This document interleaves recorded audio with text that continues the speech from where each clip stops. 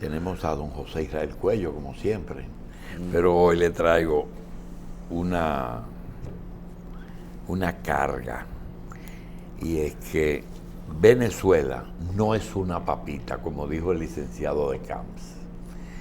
Venezuela es una nación de las más importantes de América y está atravesando un problema que todo el mundo te pregunta en la calle. ¿Y cómo va a terminar la pelea? Realmente yo no sé, pero nosotros creemos, que la clase política de Venezuela, la oposición de Venezuela, ha sido la culpable de dos cosas: de que Chávez haya llegado al poder cuando los dos grandes partidos se pusieron de acuerdo para desbaratar Venezuela y robársela, y ahora para que sea imposible seguirle Maduro. En esa situación subyace un tema que es las Fuerzas Armadas de Venezuela, o son las Fuerzas Armadas de Venezuela. En aquella época, a la salida de Carlos Andrés, de Pérez Jiménez, surgió la Larrazábal, que hizo su trabajo. Después, un militar muy democrático. Después vino el asunto de Carlos Andrés, que cambió el chucho, y surgió Chávez como por arte de magia. Pero no, donde no hay nadie, llegó y tendió sus cuatro cuerdas de alambre púa e hizo un país, porque los otros se desaparecieron. Ahora resulta... Hizo un botado.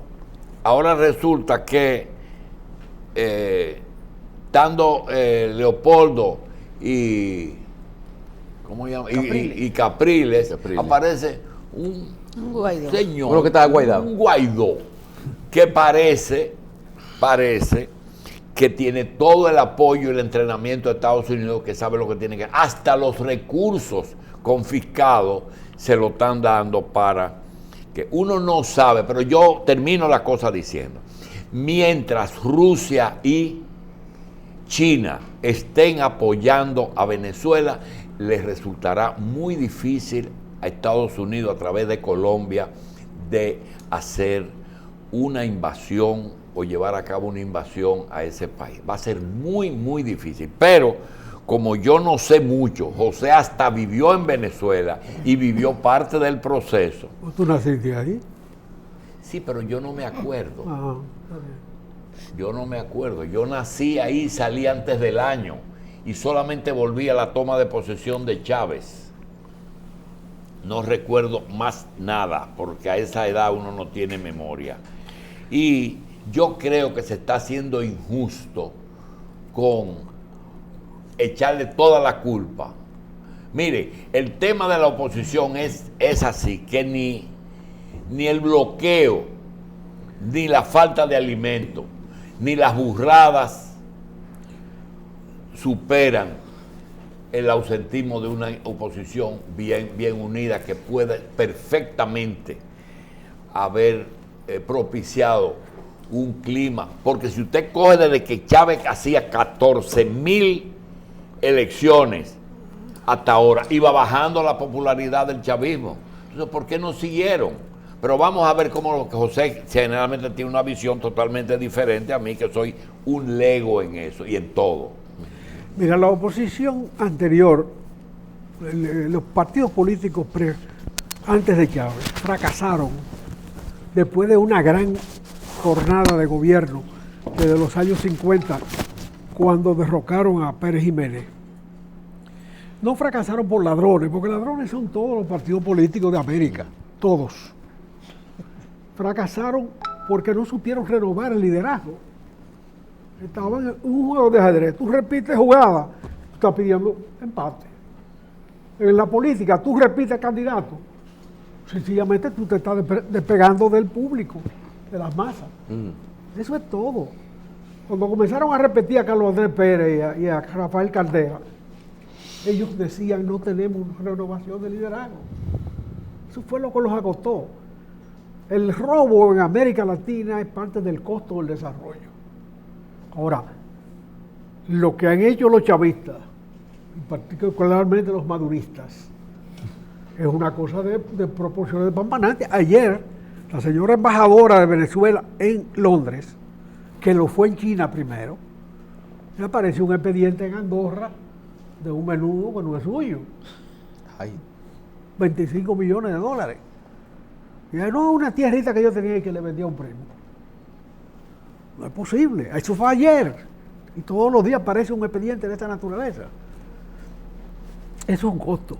Ahora, se le paga a esa gente para que avance, no para que retrocedan. Y este paquete de ahí, lo que ha hecho es subir a Venezuela en una crisis inexplicable. Porque Venezuela alcanza para que le roben mucho y para que crezca mucho también, pero no que solo roben. Ahora bien, la oposición, que es lo que reclama Julio, se está conformando una oposición, porque aquellos partidos sencillamente no existen. Los que se agotaron en su propio juego de repetirse los candidatos, que no fueron capaces de generar candidatos nuevos, y estoy hablando para acá. Los que no son capaces de generar candidatos nuevos, sencillamente desaparecen. Es lo que le está pasando al PRD, que desde Peña Gómez no ha tenido dirigente. Hipólito fue presidente por la inercia del entierro de Peña Gómez.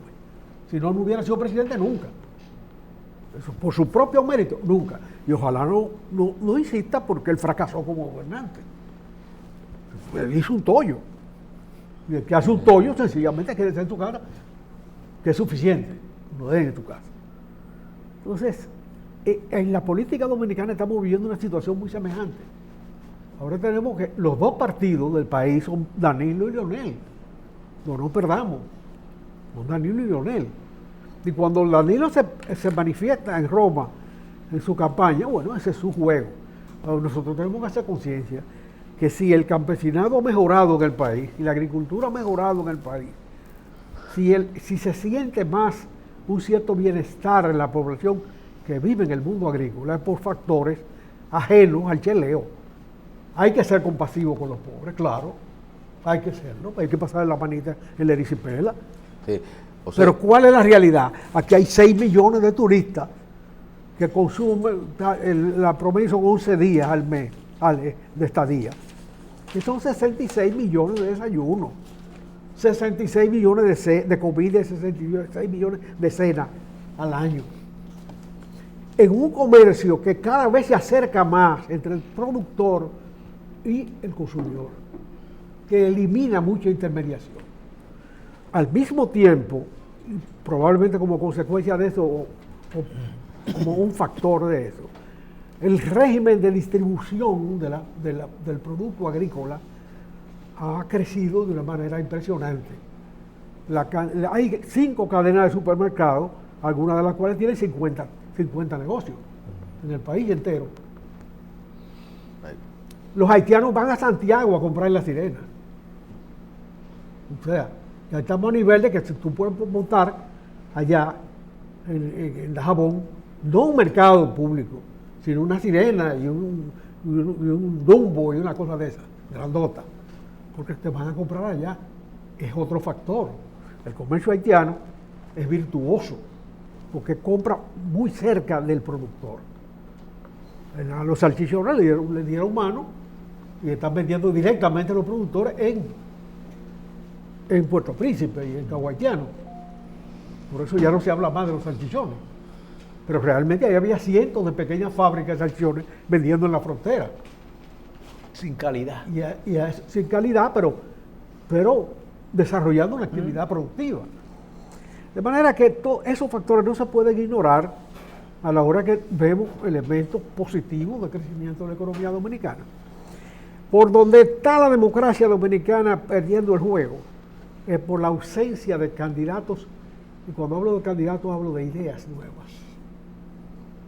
La última gran transformación que se hizo en la vida económica dominicana, lo reconoció el gobernador del Banco Central el otro día, fue en los años 90, cuando se le impuso a Balaguer una reforma tributaria que prácticamente liberalizó a los factores de desarrollo del país. Desde entonces ha habido candidaturas distintas, pero eso es lo que ha determinado este periodo largo de crecimiento económico en el país.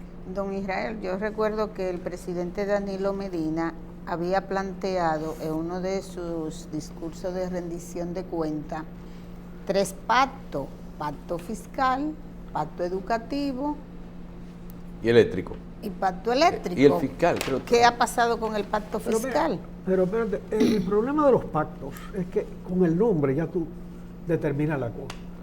El pacto es un negocio entre enemigos. Hacen pactos los que están enfrentados. Si tú partes de ahí, tú no vas a hacer ningún pacto. Los pactos terminan con la derrota de uno.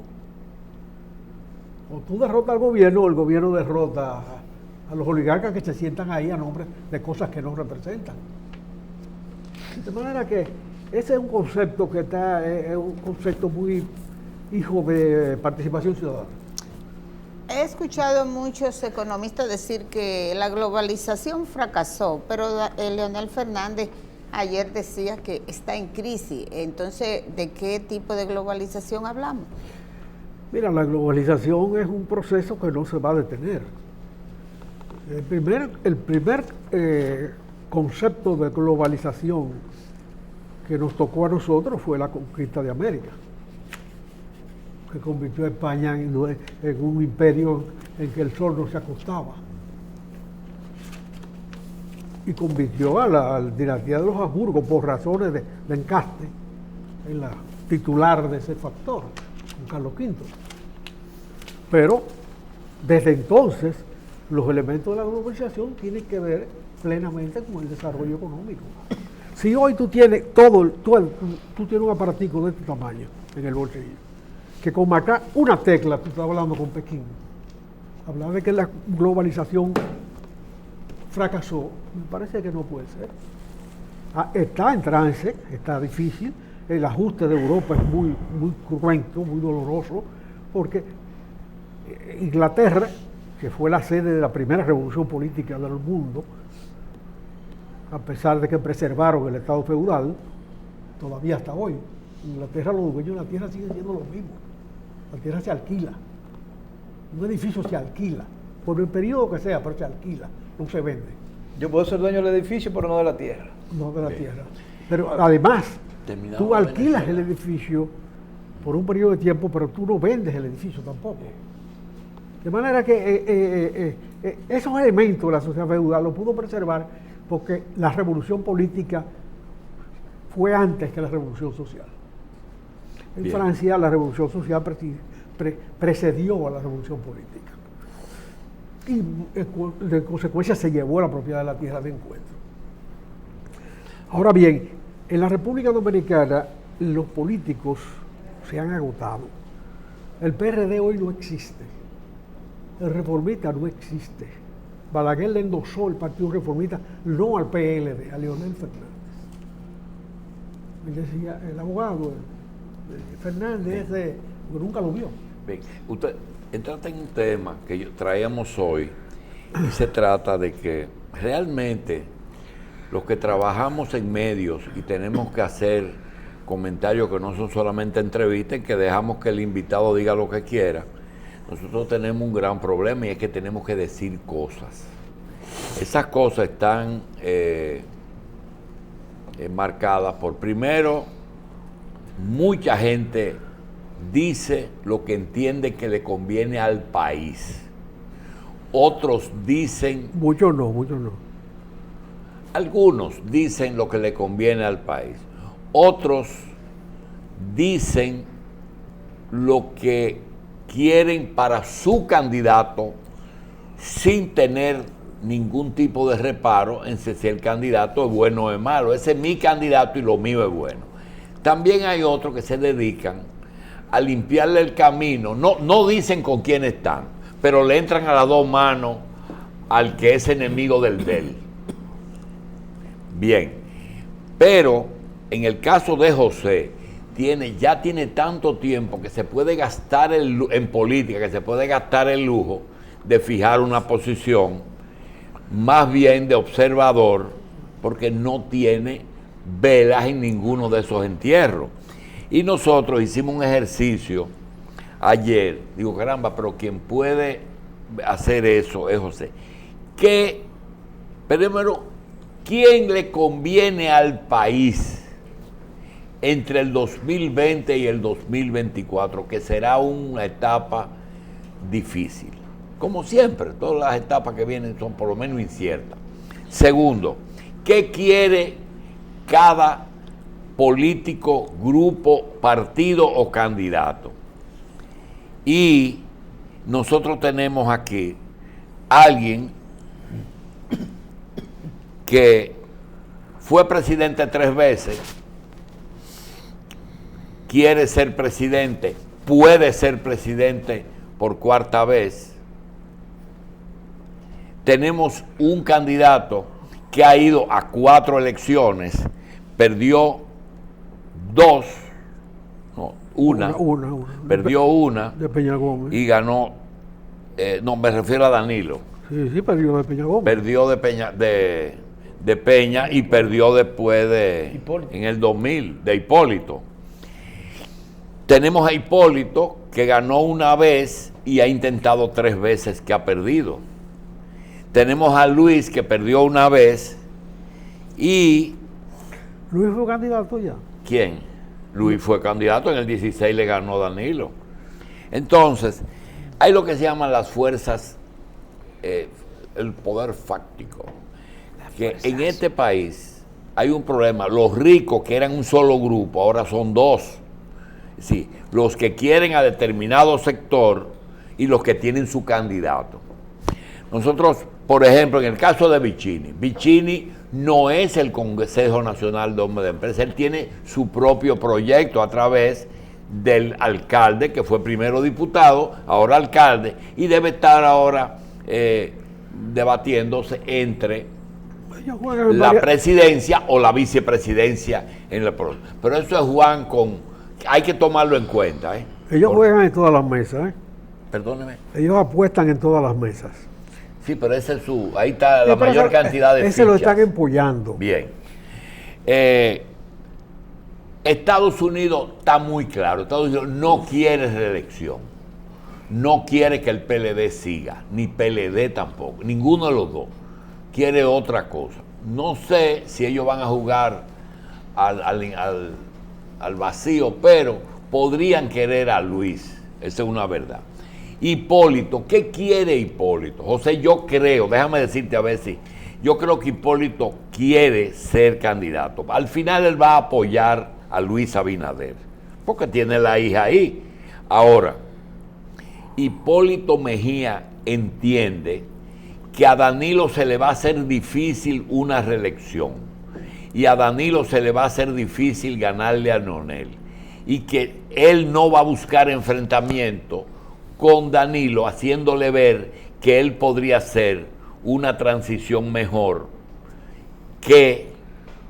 y que lo va a tratar mejor que él. Está jugando esa fichita. ¿Es posible que eso sea así? Sí, es posible que eso sea así, pero el problema de la conformación de los candidatos no hay que verla en los intereses que se establecen, sino en la dinámica de los propios candidatos. ¿Cómo hizo Balaguer su imagen? ¿Cómo hizo su poder político? 30 años agachado con Trujillo. Y agachado él hizo su partido. Pero claro que sí. Claro que sí. Pues yo no sé quiénes eran, Francisco Augusto Lora y Carlito Goico Morales. Francisco Augusto Lora fue un hombre que estuvo en la combinación contra Trujillo del 34 y en Nigua. Y se pasó el resto de la era agachado por ahí. Una vez lo hicieron presidente del Partido Dominicano en Santiago. Y alguien que tenía confianza con él le dijo: Augusto, ¿qué es lo que tú haces como presidente del Partido Dominicano? Bueno, ponerle en vigilancia a una serie de gente que alguna vez ha estado discrepando con el gobierno a ver cómo se comporta. El primero de los cuales en la lista soy yo mismo. Sí. Porque no lo habían borrado de la lista. La que le pasaron. Sí, bueno. Sin embargo, cuando muere Trujillo, Francisco Augusto Lora está al lado de Trujillo. Eso eran los desafectos, ¿verdad? Sí, los desafectos. Ahí fue que creó la palabra desafecto. Que cuando Ludovino llegaba a un pueblo, porque había el partido, había la guardia, había toda una serie de cosas, ¿verdad? Los líderes políticos. Cuando Ludovino llegaba a un pueblo, cogía la lista esa y lo mandaba a buscar todos. Decía: miren, yo soy amigo de todos ustedes y los respeto y los quiero muchísimo. No se me metan con el jefe porque te van a meter conmigo. Petán lo hacía de verdad. Sí, lo hacía de verdad.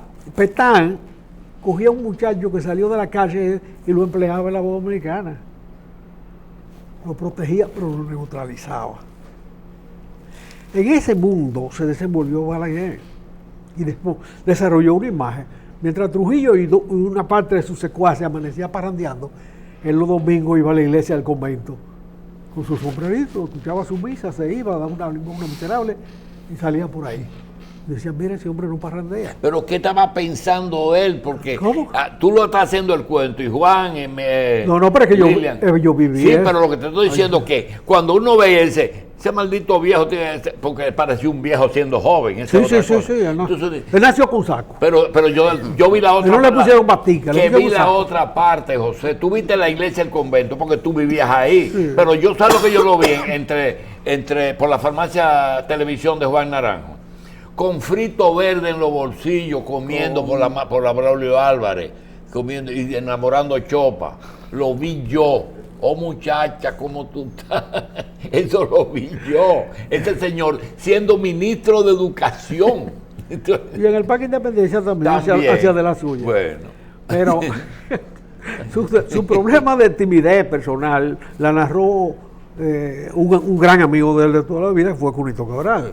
¿Quién? Cunito Cabral, en la historia de mi voz, que son sus memorias, publicó en Argentina y después aquí. ¿Es el papá de Peggy? El papá de Peggy, sí. Hay una estampa de Balaguer que es imborrable. ¿Cuál es? Dice, Balaguer es discreto, callado, que yo qué. Una vez compró un revólver y no sabía qué hacer con él. Y lo vendió para buscar una muchacha. Dios mío. Eso está en la historia de mi voz de Cunito Cabral.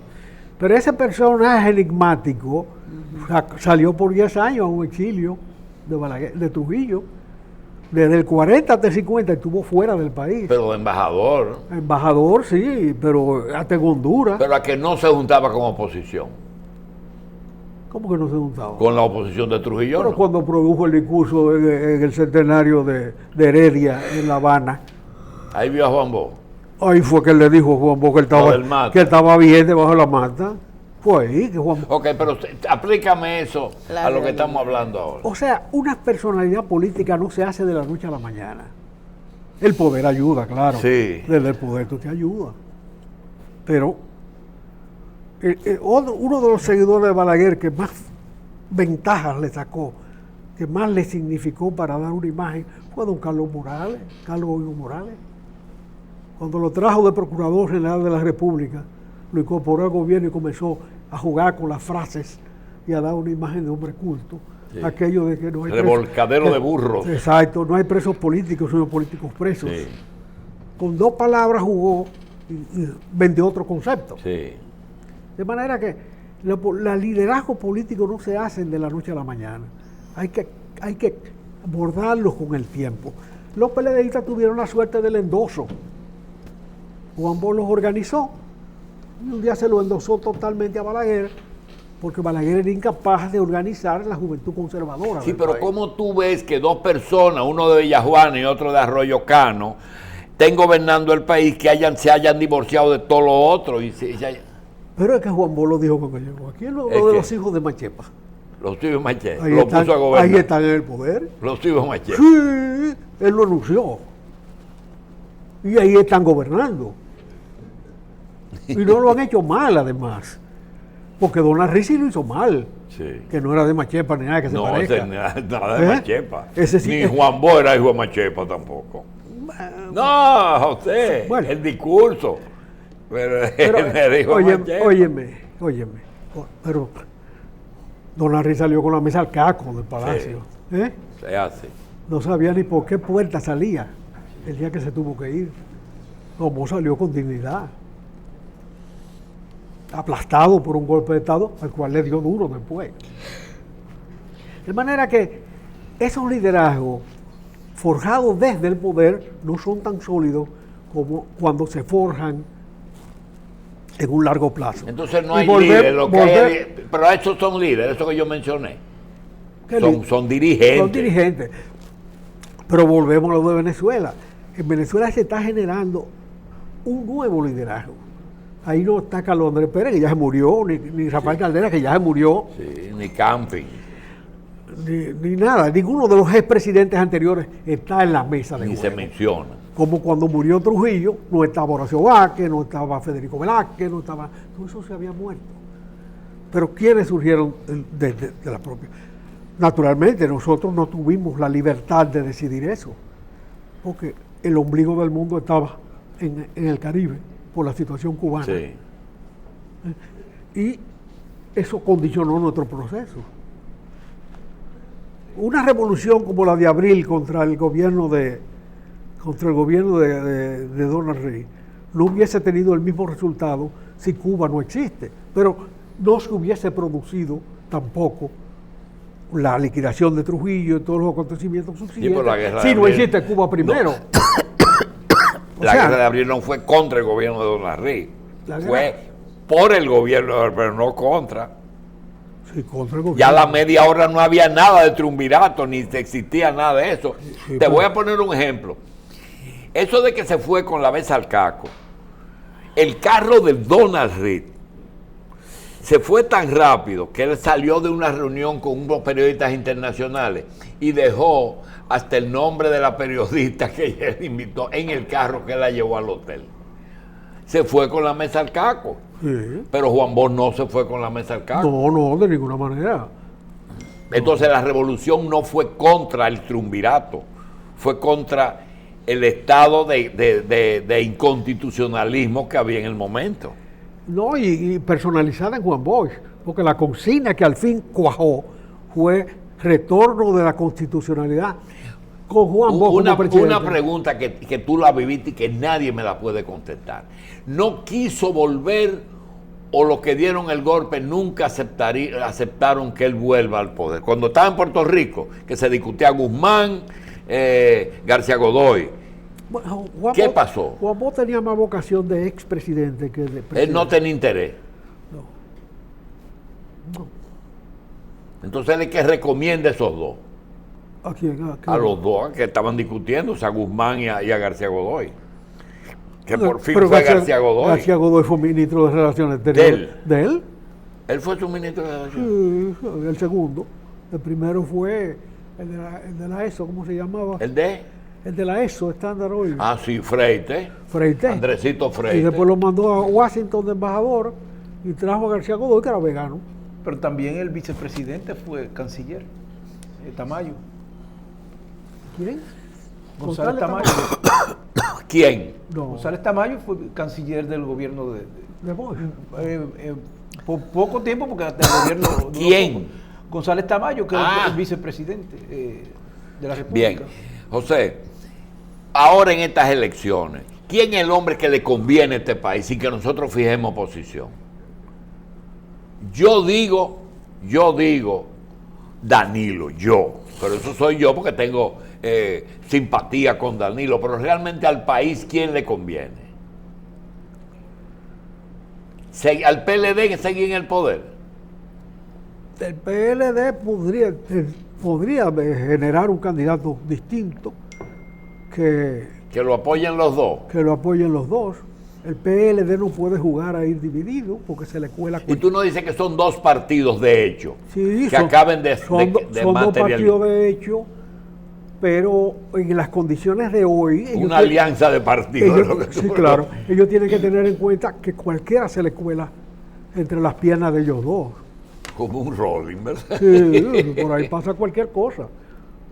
Pero hay gente que a ti no se te ocurre pensar que Domínguez Brito va a ser el candidato a la unidad, ni que Almarante va a ser el candidato a la unidad. Esas son de las cosas que uno no se explica. El problema del PLD es que Bueno, yo pienso que cada la- quien tiene es seguidor de Danilo o de Leonel. Entonces, a un tercer candidato, pero ¿a quién responde él? Entonces ahí viene la desconfianza que Bueno, se ha generado. Esa es la responsabilidad política de ese partido. Bien. Ellos tienen que medir en lo que significaría un rolling que pase por entre la pierna. Ok, a propósito de rolling. Ellos tienen que medirlo. Nadie- porque eso nadie- puede ser un nuevo panorama del país, como fue en Venezuela la aparición de Chávez. Nadie en el 1990, le pasó por la cabeza de que el próximo presidente aquí no fuera Peña Gómez. Sin embargo, apareció ¿cómo se llama? Leonel Fernández, que los dos líderes le levantaron la mano. Entonces yo pregunto, si estos dos líderes que ayer fueron los pichones de aquel nido, aparece y le levantan la mano a alguien, ganan. Sí, si claro. Danilo, a quien le levanten la mano, Claro que sí. no importa quién fuera, si ellos dos se tiran No. y llevan un presidente, resuelven. Resuelve, Ok, claro. pregunta, ¿podría ser ese que surgió un Luis Abinader, que ellos decidan, nos vamos para la oposición y vamos a pactar con el que nos va a sustituir? ¿Se puede pactar con el que se va a sustituir? En una transición acordada, los acuerdos valen Hay- hasta el día que ella se ejecuta. Una pregunta, ¿hay antecedentes en República Dominicana en una transición acordada? La más parecida fue la de Balaguer con Trujillo. ¿La de Balaguer? Con Trujillo, y mira lo que terminó. Al otro día de salir Ramfi de aquí, estaba Balaguer confiscando la propiedad. Balaguer en el fondo no le entregó a Antonio Guzmán. ¿Cómo? En el fondo no le entregó a Antonio Guzmán el poder. Balaguer le dio garantía a una serie de gente que los americanos le habían puesto ahí como calzo. O sea, recuérdate que Balaguer no gobernó con un gabinete propio, en principio. No. El ministro de la Fuerza Armada, Enrique Era Pérez- Elvi Viña, el mismo. No, Enrique Peri Pérez fue heredado de García de Godoy, García, que se lo dejaron los americanos. que lo dejaron los americanos, y a los 4 años fue que Balaguer lo movió a Interior y Policía, Y él tuvo 4 años del 66 al 70. al 70. Sí. Y lo pasó a ministro de Interior, Sí. que no es cualquier cosa, en esas condiciones. Él quería llevar a uno de sus secuaces civiles y Balaguer dijo, general, ese hombre le cayeron a balazo, es muy resentido, peligroso. Y así se lo neutralizó, pero quería poner a Luis Henao ahí como viceministro. Sí, a Luis Henao para allá. Sí. Otra cosa. La otra oposición que está diseminada, ¿tú le ves alguna oportunidad de llegar al poder con esos movimientos que están haciendo de intentos de unidad?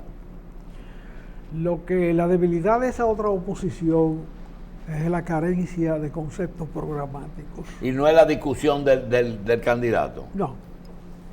El candidato se discute alrededor de ideas. Entonces la gente lo que está buscando es alianza para conseguir cargo, en términos Hay generales. algunos que yo no sé qué están buscando. Que ni siquiera se sabe. No sé qué hacen ahí. ¿Qué chance tú lo has realmente? Quítate la tortura, quítate tu lucha antitrujillista. ¿Qué chance tú le ves a un nieto de Trujillo? Esa es la candidatura alternativa más hecha que hay en el país. No por él, Por lo que él representa. sino por el abuelo. ¿Tú crees que está bien terminada? No, bien terminado. No que es buena, no, No, que no. está bien configurada. Está configurada por el abuelo. ¿Seguro? Y los mitos que se dicen de él, que se cuentan de él. Sí, pero hay dos cosas. Ese muchacho nunca, y yo se lo he propuesto públicamente, pídele excusas a todo el mal por el mal que hizo tu abuelo y no lo hace. Pero tú eres loco. Pero debe hacerlo porque eso le pone un antes y un después. Óyeme, los heridos por ese mal cada vez son menos. ¿Lo qué? Ah, sí. El antitrujillismo se ha muerto en este país. Sí, pero hay herencia. Sí, hay las herencias, naturalmente, irrenunciables. O coge ¿cómo se llama? Las redes sociales y mira cómo piensa el hijo de Velázquez Mainardi. Peor que Velasquito está. Peor su hijo. En cuanto al trujillismo, ¿verdad? Así que se heredan, los genes está ahí también, José. Sí, Y mira, te voy a decir algo. pero ya eso pasan a ser individuos, eso no son corrientes Yo políticas. tengo información de que la Junta no le va a permitir a ese joven ser candidato. Y posiblemente él vaya o a una senaduría o a una candidatura de la alcaldía de la capital. Oye, espérate. Para ello necesita un candidato para ese partido que pueda ir a la segunda vuelta por lo que dijiste primero, porque tiene más de un 12%. Ahora pregunta, la gente que ellos han contactado, de 10, 7 le han dicho que no. Por eso que 7 le han dicho que no para presidir la candidatura. Poquito me lo hallo. Podían ser más, ¿verdad? No, yo digo, Pero 3 de 10 es mucho. 3 de 10 es mucho. Es más del 12%. Sobre todo con las condiciones. Digo, es más del 12%. Sí, seguro. Bueno. Y José, y recursos no le van a faltar, dinero, ¿verdad? No, de ninguna manera. Dinero no va a faltar. O sea, la responsabilidad que tiene el PLD hoy sobre el futuro del país les obliga más en la definición de esa candidatura que en el ejercicio del poder. O sea, sin compartir el pensamiento de Balaguer de ninguna manera, Balaguer evitó que Peña Gómez fuera presidente de la República. Seguro. Cosa que él consideraba pertinente. Seguro. Lo logró, no era amor a Leonel Fernández, es la selección Bien. de lo adecuado Otra cosa, para los objetivos que tenía. José, mucha gente no conoce la estructura del poder en Estados Unidos y saben que ese país hay agencias, eran 11, ahora son creo que 16. Esas agencias son gobiernitos dentro de Estados Unidos que se ocupan, por ejemplo, la agencia de antidroga. El que tiene cuarto es efectivo. Ok, pero el asunto es que hay agencias que se ocupan de la seguridad exterior, que es la CIA, otros se ocupan de la seguridad interior, que es el FBI, y hay agencias así, hay de la salud, hay de la educación, pero hay una cosa que yo siempre he dudado. Podría ser cierto que el FBI, un ex director del FBI, haya corrido el riesgo de decir que cuando él era director del FBI, del gobierno de Trump, en el gobierno hubo un sector que discutió la posibilidad de destituir a ese presidente. Eso está en la prensa mundial de anoche. ¿Está? En toda la prensa del mundo anoche. Anoche. Sí. El ex director del FBI, que era interino puesto por Trump, afirma que él se reunió y menciona personas o cargos para estudiar la posibilidad de desbancar a Trump. O sea, Trump es un acontecimiento luctuoso de la historia norteamericana, pero es un pasajero. Pero recuérdense el reportaje que hizo el New York Times, muy extraño porque no dio fuente, pero dijo una fuente de alto nivel del gobierno y confiable. Y según el texto que ellos utilizaron como las declaraciones que dio ese personaje, un analista le dijo, quien utiliza más esos términos es el vicepresidente. Por eso se diluyó. Pero había muchas dudas de que el vicepresidente era de los que estaba encabezando una trama contra Trump. Siempre en toda trama hay que contar con el vicepresidente. El vicepresidente. Para Si no están en la trama, se pondrían contentos de que sea así. Se cuenta que cuando el doctor Valleviñas, médico de Balaguer, ¿El doctor? Valleviñas, Ah, casado con una de la masa, entonces, médico personal de Balaguer le habló de la conspiración. Balaguer le dijo, usted no me ha dicho nada a mí, pero yo soy el presidente de la República y conmigo hay que contar para cualquier situación. Y se manejó de una manera extraordinaria. finalmente, Y José, voy a decir una cosa, las objeciones de Balaguer a Peña Gómez, que tenían muchos elementos de racismo, esa es la parte caricaturesca, ese es el lustre del pudín. ¿No eran esas? Peña Gómez había desatado una revolución en la República Dominicana armada. Peña Gómez tenía el veto de los americanos. Los americanos no perdonaron eso, independientemente de todo lo que Peña hizo para que le perdonaran la culpa. Eso no se perdona. Los que secuestraron a Crowley Sí. hicieron menos, ¿verdad? Eso era Hicieron menos, pero lo cazaron donde quiera que lo estaba. barrieron aquí y fuera. Sí. De manera que no. Y lo que hicieron en la revolución de abril lo mismo. Pero claro, pero Peña Gómez incluso se entrevistó con los americanos, los liberales de Washington, esa cosa. Mira, y se inventó muchísimas cosas. Pero no podía ser presidente de la República. Ok, eso es tanto que tú te acuerdas que Jorge Blanco visitó a Washington en una de las pocas visitas oficiales que ha hecho un presidente a Estados Unidos, lo recibió Ronald Reagan.